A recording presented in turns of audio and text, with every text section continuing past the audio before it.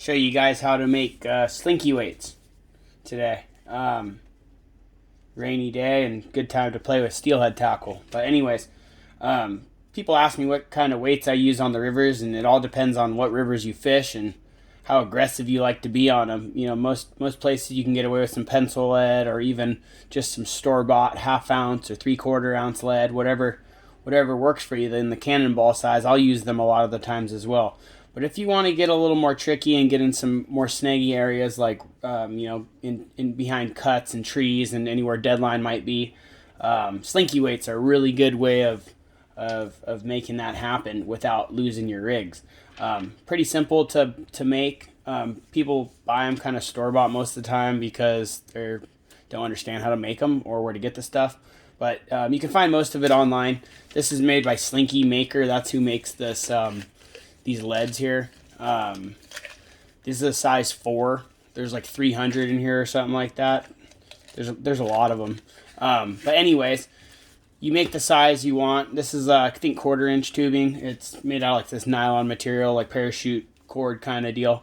But it comes in a big package that I mess up. It also comes with this little tool here and like this brass sleeve that you can load with the BBs or the pellets, whatever you call them, the leads. I prefer not to use that little sleeve just because I lost one years ago and I never did it again. So this thing works really good just like this without a sleeve. You just take the opening of the tubing that you're using, the sleeve, and you just press this down in there to however length you want.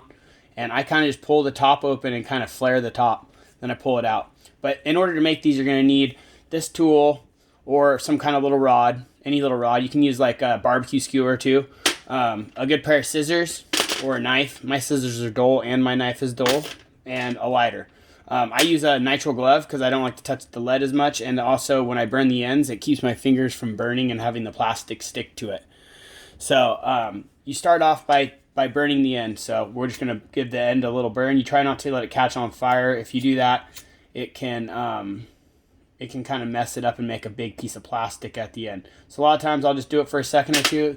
You'll see it and I just press it together like that. And that's the end. Now that's sealed up and you don't have any burns on your fingers. Your hands are clean. You're good to go. Now what you're going to do is measure out the size you like. Depending on what river flow and how heavy a lead you need, you can make all different sizes. I usually make 5 or 6 different sizes of anything I need. But yeah, now you'll cut your piece to whatever length you want. So I usually use a knife. Cut a piece like that. And now you're going to take that tool again and you're going to open up the top. So when you open up the top, just press it down to the bottom, flare the top open a little, and now you just start loading your leads in. Yeah, you do one at a time, and then I kind of squeeze the top and press down, and that slides it down. I keep going. I just keep adding them up in there. So I slide that down, slide that down. It's a little bit of a process, which is pretty good for like a rainy day or some time you have where you just want to kind of play with your gear, and it actually will save you a lot of money. The leads cost about $30, and the tubing costs about $10. So really, you're about $40 into everything, but you can make a lot of leads out of that. You'll have enough probably for your whole season if you do that. And also, the way these work, you don't lose them. You don't lose nearly as many as any other lead. So now we have that full. Really simple ending. Just go back to your lighter. The nitrile gloves you can still light it with too, so you don't have to worry as long as you don't get some trick lighter. Just heat it up a little bit and press it together. Now if you want to get really tricky with it, you can get a little rod and you can heat up the end of it and you can pop a hole in there.